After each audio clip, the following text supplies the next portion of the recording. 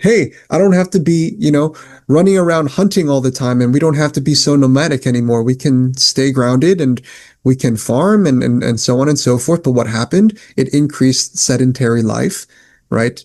And that was an issue for us. Our bodies are made to be in movement. Um, it led to increased levels of diseases. It led to issues with um, with diet and all sorts of other problems that were, again, unexpected. Welcome to Coach Soul, the podcast where we explore therapeutic ways to the best versions of ourselves. I'm your host, Steve Hudgins. I'm a licensed professional counselor dedicated to helping you navigate life's challenges. In each uplifting episode, we'll discuss mental health, relationships, self-care, emotional well-being, and personal growth. Join me and with my co-host, Kenya Evelyn, a therapeutic life coach, where sometimes we'll even welcome special guests to our show that share their experience and expertise. So let's embark on this transformative path together and discover a healthier and happier you. Welcome to Coach Soul, and I have a very special guest, Dr. Aldrich Chan. Aldrich, it's a pleasure in meeting with you, and it's fascinating in the field that we are in. Tell the audience a little bit about who you are. How did you get started in this field? Well, thank you so much for having me, first of all. As Dr. Hudgins mentioned, or Steve, I am a neuropsychologist. I got into the field, it was quite natural for me, to be honest. It was very smooth of the transition. I started off in, my undergraduate degree. My family wanted me to get into business, and I wasn't very interested in that, but I ended up taking psychology instead, letting them know that I was going to get into perhaps advertising or marketing. And I actually thought that was the direction I might have been headed in, but I started taking abnormal psychology and sensory perception, and I just really got more and more deeply fascinated by the field. And then I took philosophy of mind, and I couldn't stop consuming all the courses related to mind and brain, and ultimately ended up going for a master's and then a doctorate. Two people who very much influenced my career path, definitely Lou Cozolino and Dan Siegel, who ended up being mentors and now close colleagues. And the whole field of interpersonal neurobiology was really what drew me in quite deeply. And one thing led to another. I've always wanted to author a book, and the first one was Reassembling Models of Reality, which was published with Norton. And it was a dream come true for me to work with them as well as publish with them. And then I decided to go a little bit in my own direction with this newest one called 7 Principles of Nature, How We Stray and How We Return. It's a topic I'm very passionate about, and I think it's at least for me, it's a very important book with important messages in it. What would you say would be the most important for somebody that, let's kind of back up the train a little bit. When we talk about neuropsychology, a lot of people don't know what that is. We know what psychology might be, but what is the difference between the psychology and neuropsychology so that our listeners can understand what it is, that it's a deeper type topic and subject for you? Mm-hmm. So a neuropsychologist is somebody who not only does what a psychologist would normally do, something you might expect would be psychotherapy and assessment, psychological assessment. We are specialized in neuropsychological assessment, meaning we're looking at the relationships between the brain and mental processing, as well as psychological experience in general, we might say. So as an example, during my time completing a postdoctoral fellowship at University of Miami, I was running a study looking at the default mode network, which is your resting state brain network, and how that network might be impacted by trauma. Now, one of the things that we did beyond what, let's say, a neurologist might do, which is simply, let's say, look at the brain itself, we really were interested in the functioning in relationship to it. So I developed some new measures, as well as integrating existing measures to look at the functions related to it. Things like social cognition or self-reflection, self-referential processing. And there's also something we call mental time travel, which is your ability to, go into the past and retrieve a memory or simulate a future event. And actually, this is a nice sort of bridge into the book, if it's okay for me to move in that direction, because I think that it's a crucial network that sort of defined my career path, but is also related very much to the problem that I introduce in the book. And one of the major issues very much relates to what evolutionary psychologists call mismatch theory, right? Which is that the environment that we are currently existing in, first of all, forms maybe 1% or even less than 1% of our evolutionary history. 90 up to 99% of our evolutionary history has been spent as hunter-gatherers, living in a very different environment, experiencing the world in a very different way. And so the original environment that we evolved for is now a mismatch with what our modern day society actually provides for us and what we experience, which can lead to certain challenges, which, I share throughout the book. And the default mode network relates to that because, it's one of the networks that allowed us to actually separate from space and time, the immediacy of space and time. Think of it this way, it's a network related to mind wandering. So when you're daydreaming, when you're in reverie, what happens? Well, you're not really present anymore, but you're up in your head, up in your mind, thinking about who knows what, maybe something in the future or the past or an interaction or whatever the case is. And when that happens, well, it leads to certain benefits, like it allows us to, strategize and analyze and basically improve our capacity to survive. But in our modern day, we could say that the default mode network has become too active. And the more our mind wanders, it unfortunately wanders to dark places. And I'll stop right there, and perhaps I can see some facial expressions. Maybe there's some questions. Go ahead. Yeah, because I mean that's a deep topic. We can understand it, and it's like people who have trauma, and that becomes a huge thing because when you think about our culture, especially here in America, we just seem to stay too busy. We don't stop to reflect. We act on reaction of emotion rather than act of thought or process, and we're system overloaded. I used to be a telecommunications engineer for the Army and then private sector. And, you have the Wi-Fi disruption, the 5G disruption of our network. And now we have satellites in orbit and we have all this negative energy. When we think about our technology, our housing, and everything that we're at, how is this disrupting our natural law and rhythm compared to being out in nature and being grounded? Yeah. So I think there are many responses to that. In fact, the whole book is, in a sense, a response to that. That is a part of what I call the sad theory.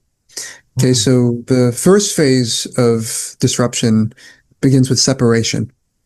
Okay, and separation is not necessarily a bad thing. And this does involve, like I just said, the default mode network, or the DMN, right, allowing us to suspend the immediacy of space-time, as a reminder for the viewers.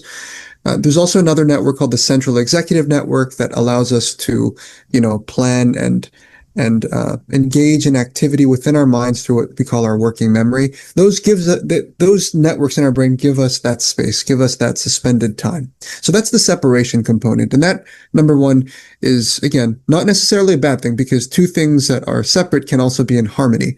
If we think, for example, about an orchestra or a band, right? When they're playing, they can play together in harmony, or they can play together and someone's totally off tune and suddenly they're they're playing in discord with one another, right? So that's the first phase. The next phase I called alienation.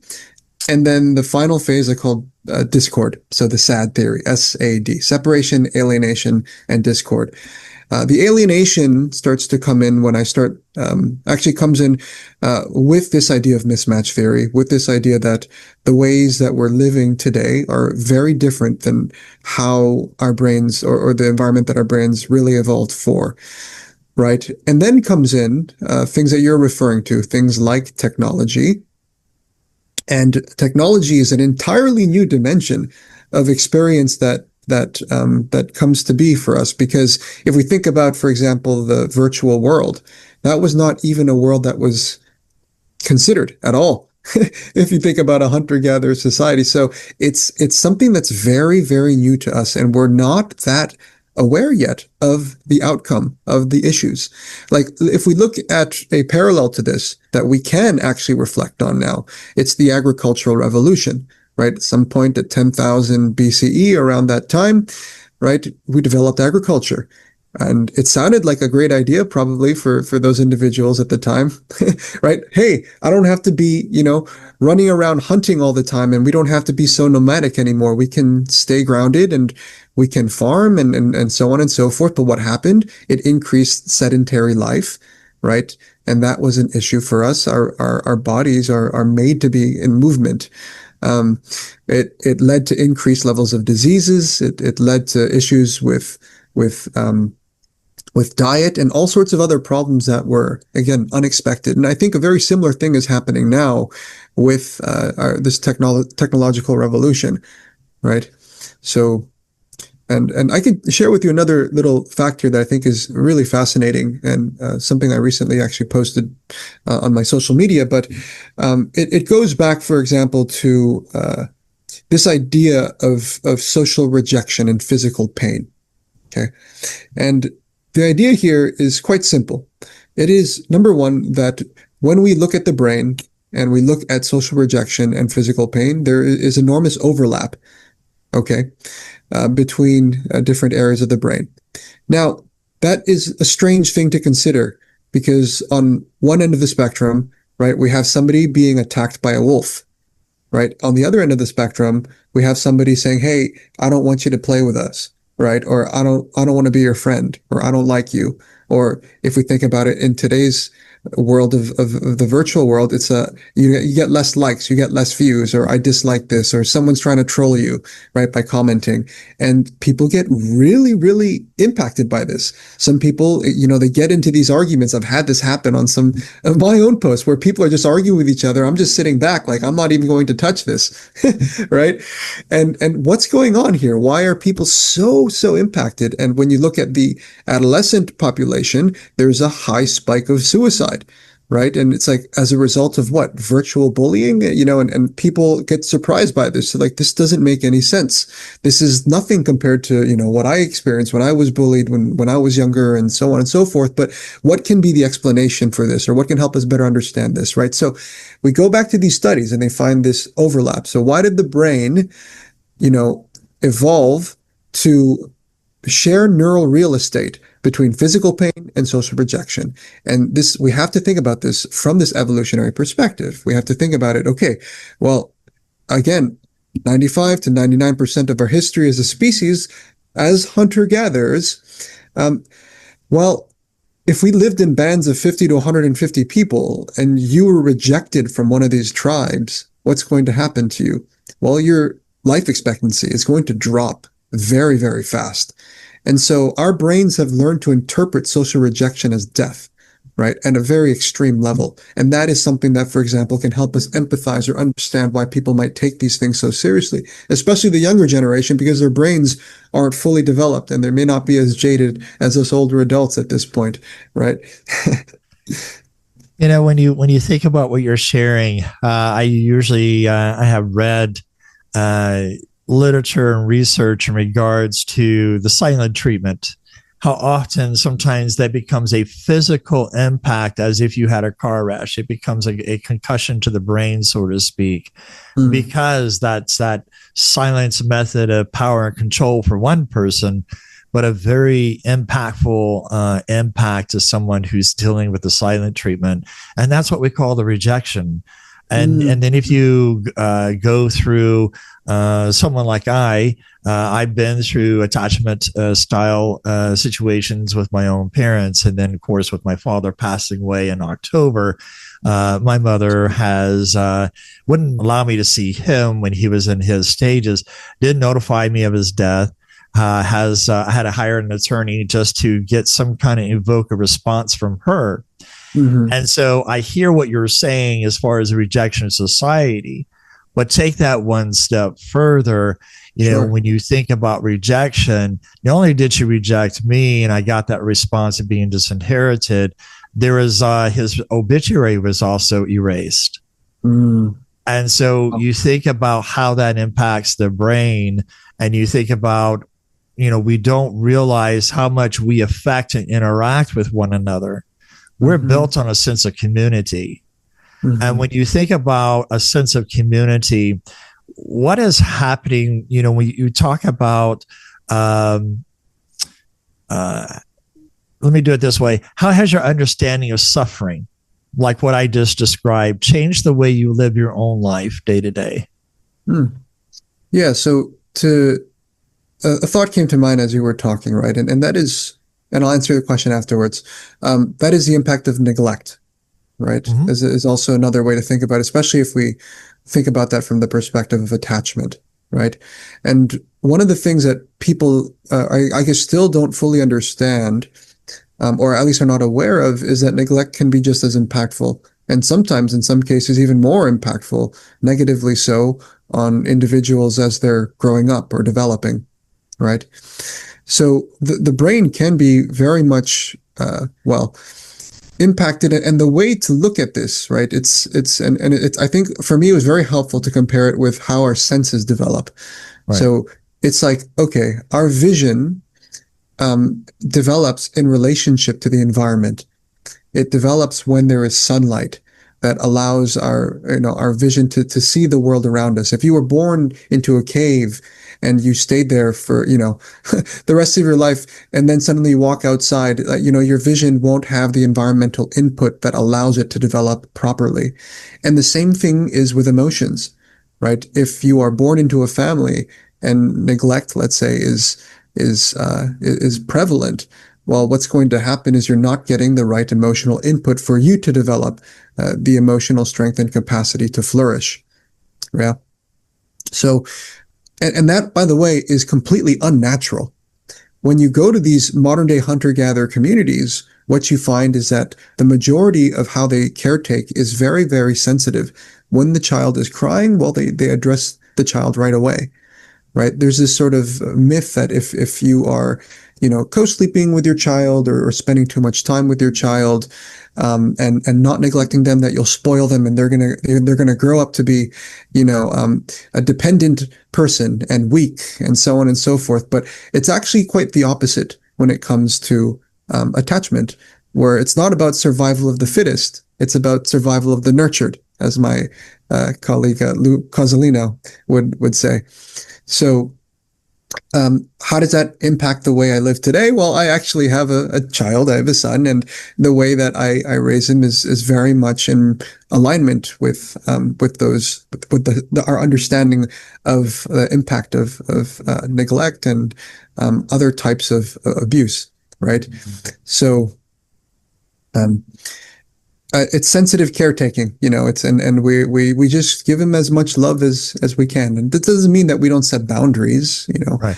but it does mean being open to allo parenting, as an example. That's another thing that plagues us today. It's very, very common in, again, the hunter-gatherer communities. Allo parenting is the idea that there are multiple parents that are playing a role, and in today's society,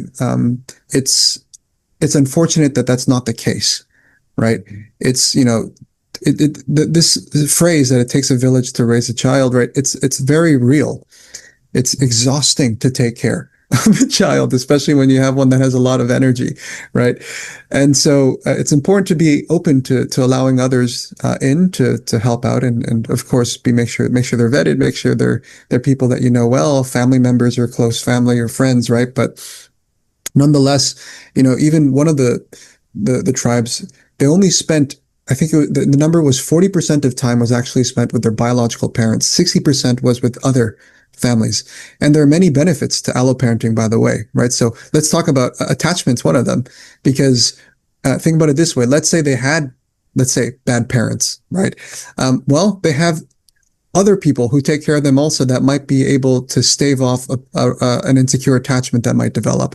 They're also biologically exposed to greater bacteria levels and microbiomes and so forth, and that's going to increase their immunity and being exposed to more people improves social skills, right? There are many benefits to this, and also the parents don't burn out, and then they're capable of regulating themselves and helping, they're helping their child develop the frontal lobes to develop as well, right? And this is all, again, this is all how we naturally evolved, but now it's like people are taught to sleep train their children and do all sorts of the cried out method, right? Like leave them in the room and shut the door, and then you just walk in there tomorrow and see how they are the next day. And it's just, that's just like the intuitive feeling you get is there's something wrong with this. It's every family member who says that they try this, they will say like it just feels so wrong. But then like my pediatrician told me it's okay because in the science it says that there's no long-term effects.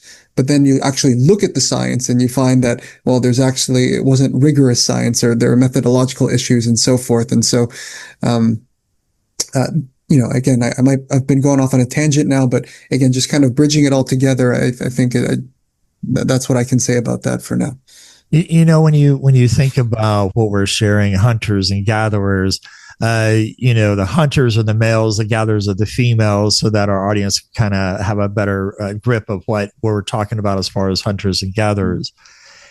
We got to be careful. We got to be careful about that one. Yes. Yeah, because there are, just to clarify, like there are female hunters as well that have been found, and there are, of course, male gatherers, and gathering is not that easy. But keep going. Just to, No, I appreciate that, because when we typically think about hunters and gatherers, the old psychology would kind of refer and reflect to that. But yes, as we evolve as people, there are a variety of mix in those terminologies. And I see it in a lot of dynamics in the couples that I work with. And so when we're talking about this aspect, it comes to more of a survival technique. When you really think about often how much trauma has evolved, we get into transgenerational trauma. For me, it was the generational trauma, but at the same time, that's what helped me to become a therapist, getting into more in the psychological roles that help kind of see the dysfunction within my own family, so that I can have a show like this that can help other people to identify. And here you are, you're doing this neuropsychology, and you're studying and bringing a book. One of the things that I was thinking as we were talking here, I'm fortunate to become healthy and able to work through this. But what if somebody feels lost or dysregulated, disconnected, but they can't name the reasons why they feel the way they do? Where do they begin? What does your book suggest where they begin? Yeah. So the reason why it's called 7 Principles of Nature is because I draw out, 7 principles, meaning that there are it's an existential condition at the end of the day. These principles, like everyone resonates, they're all a part of the principles. So the first principle, for example, is creativity. Right. And by the way, the acronym spells out CPR West. And it's funny because that was not entirely intentional. But it was when I came up with the principles, I sort of looked at all the first letters. I'm like, oh, wow, this fits perfectly. And so it starts off with creativity, and then process, and then relationship. And then West is wholeness, equilibrium, spontaneity, and transformation. So the first 3, it's very simple, really, because we are a creative relational process, right? We're all part of this creative universe, a universe that continues to create and recreate everything in reality, moment to moment. And there's a diversity of experiences and life forms that are out there, including ourselves. And if we accept that we're part of this creative universe, what that invites us to do is to be open and to be curious, right? To approach our day-to-day changes without resistance, but to examine them like, information, just information. And whether or not we want to move forward with it or not is something that is not a command, but it's an option, right? So one of the things I would suggest in the book, and that's one of the things I say, is to think about thoughts not as commands, but as options or as advisors, right? People sort of whispering into your ears and letting you know things. So try not to identify with that specific thought or the specific emotion you might be feeling, but sort of viewing them, again, in the context I just shared. The other part is this invitation to accept change is also an invitation to be open to uncertainty, right? Because with change comes uncertainty, and lots of times we're fearful of what might come to be. But should we be fearful? We might be, in some sense, wired to be somewhat afraid of uncertainty, especially when we feel safe. But we also have the ability to transcend and think about our experiences differently today and in these moments, right? So to view uncertainty differently is to view uncertainty as in contrast to certainty, right? What is certainty? Certainty, well, it's the death of a question. Certainty is rigid, it's static, it's lifeless, right? It doesn't lead to more questions. It leads to stasis, right? Whereas uncertainty, that opens up a whole domain of possibilities that we can choose from. It keeps us dynamic. It keeps us alert. It keeps us questioning. And the philosophers would say that it's the deepest questions that have no single answer, which is why they're worthy of continual questioning. Right. So it brings things to life. It brings adventure. There would be no adventure without uncertainty. So I suggest to, in the creativity chapter, for example, to inhabit this space of intentional uncertainty, right? So that we can inhabit a mode of discovery as opposed to this need to be right all the time. The need to be right, the need to be right. This goes all the way back from a neuropsychology perspective to the split brain studies, right?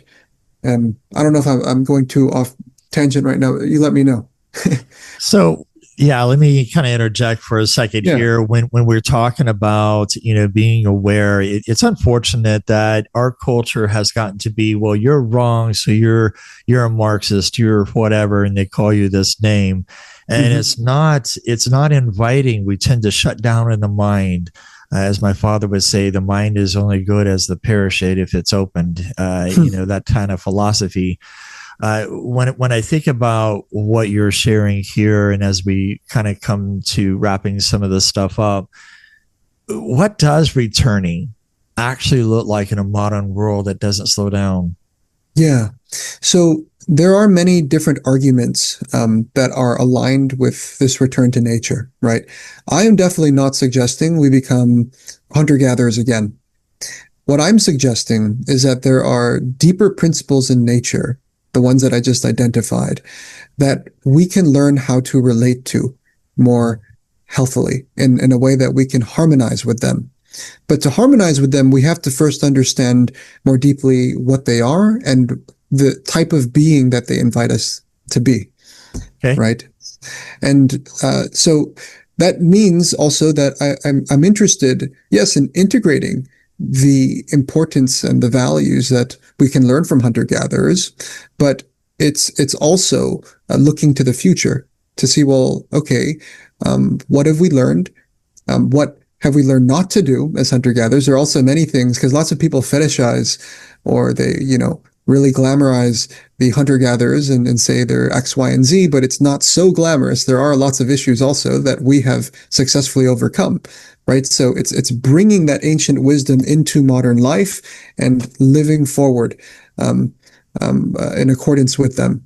And again, for me, when I look at the hunter-gatherer literature, and we didn't touch on Taoism at all, but Taoist philosophy, which is a philosophy of nature, and our science today, we can find convergence amongst all three of them in these seven principles.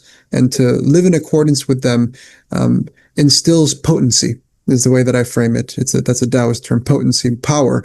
You're not swimming against the river anymore. Stop that. Swim with it. Have the wind behind your back, right? That's going to help you out a lot more in life than working against it. Let me kind of ask you one question. When you think about hunters and gatherers, and I want to break this apart, briefly kind of explain hunters and gatherers. I know we're coming to a close, but at the same time, when we do this, do you think we've lost the art of connectivity by storytelling? That's how information got passed down. Mm-hmm. That through storytelling, we've lost the root of connectivity. Mm-hmm. And now with the false sense of AI, so to speak, our future is different. Does a future look like we're still going to be hunters and gatherers? What's your insight to this? Yeah. Well, part of my purpose of bringing this stuff up, and I'm not the only one, there are other hunter-gatherer warriors, we might say, or other people who are trying to pioneer this and move it forward so that we don't lose it entirely. But let's start with the first part of your question, right? How can we describe hunter-gatherers? Like, what do we actually know about them? Okay, so if we think about traditional immediate return hunter-gatherers, they tended to live in bands of 50 to 150 people. Okay, that's part one. More importantly, and more related to mental health, since I know we're cut short on time, well, number one, alloparenting is very important, which we already talked about. Number two, of course, social support and social connection is extremely important, and it actually leads to a more egalitarian, a focus on equality amongst everyone. There was nobody that was really that, richer than the other. They all shared food. And lots of times hunting is not easy, right? Sometimes the ratio is 30 to 1, 30 failed hunts to one hunt that actually was successful. So everyone has to, and they share with each other and so forth. The third one is learning, right? It's sort of this independent learning. Lots of the ways in which they learned was more explorative. There wasn't as much helicopter parenting. And as you mentioned, lots of storytelling. And in fact, the ones who tended to storytell tend to be the ones who were considered more so elders or more fit in some sense, or more likely to have perhaps, I guess you could say more social capital, right? And, those would be three, defining characteristics amongst like all the modern 100-day gatherers that we could say. There are some others also, but again, I don't want to go too long on this. The art of storytelling and the importance of storytelling, it's still very important today, and it's one of the reasons why everyone is so moved by movies, right? It's just no longer set in a traditional format of, except unless if you go camping or, I guess if you are an Eagle Scout or whatever the case is like that still is involved in some way. But children, infants, they love storytelling. Right. Every time my kid knows nothing about what I'm reading, I can guarantee that, or at least he knows a few things. He'll point things out. But as I'm reading, he loves it. Every night before going to bed, he always says, I want you to read. And then we go to sleep, right? Read and go to sleep. And it's like this pattern of reading him stories. And there's something about that's just so beautiful. And perhaps I can end with a story that's been helpful to a lot of people, if that's okay with you. Sure. So since we talked about creativity and we talked about uncertainty, there's this wonderful Taoist parable about a family of diviners. And they are a family of diviners and they're farmers. And I'm just going to sort of shorten it and paraphrase it. But it starts off with a father diviner, okay? And ultimately, he has a beautiful horse, and the beautiful horse escapes. And when the horse escapes, the villagers came by and they expressed their sympathies.